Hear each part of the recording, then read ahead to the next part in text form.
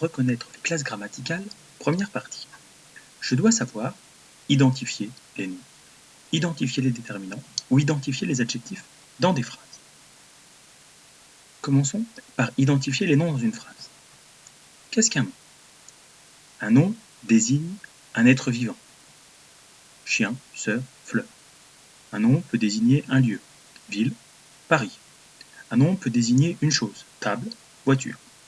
Et un nom peut désigner une idée ou un concept, liberté, courage. Il existe deux types de noms, les noms communs, école, loup, port, et les noms propres, France, Napoléon ou Soleil. Pour reconnaître un nom dans une phrase, je sais que le nom fonctionne toujours avec un déterminant.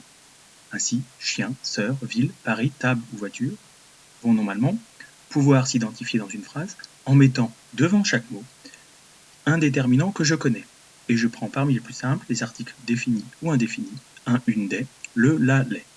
Ce qui va faire que je pourrais dire un chien ou le chien, une sœur, la sœur, une ville, la ville, une table, la table, une voiture, la voiture. Néanmoins, un certain nombre de noms propres ne prennent pas de déterminant. Paris sera un nom propre, mais n'aura pas de déterminant. Identifions maintenant les déterminants dans une phrase. Qu'est-ce qu'un déterminant? C'est un mot-outil qui, on l'a vu, est avant le nom. Il va aider le nom en indiquant le genre.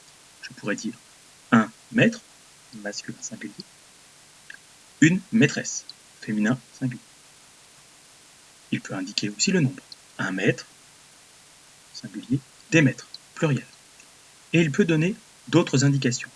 Exemple, mon maître, indiquer la possession, cette maîtresse, indiquer quelque chose qui est montré, ou 4 mètres, indiquer une quantité définie ou indéfinie. Pour le trouver, je peux le remplacer par un autre. Et on a vu que certains étaient très simples, comme le, la, les, un, une, des. Exemple, ce matin, plusieurs élèves sont absents. Dans cette phrase, j'identifie très rapidement deux noms, matin et élève. Un matin, un élève. Ce matin, plusieurs élèves. Je vais transformer la phrase en mettant des déterminants différents. Un matin, des élèves sont absents. Un a remplacé ce, des a remplacé plusieurs.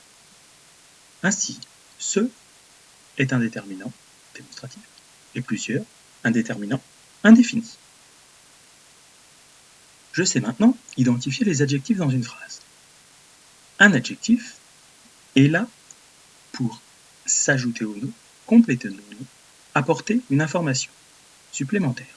Un pré, un vaste pré vert. Il apporte une précision concernant la taille ou l'aspect.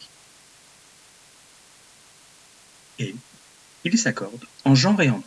Ainsi, un vaste pré vert, lorsque le groupe est mis au pluriel, vaste va prendre un S et vert aussi, des vastes pré verts.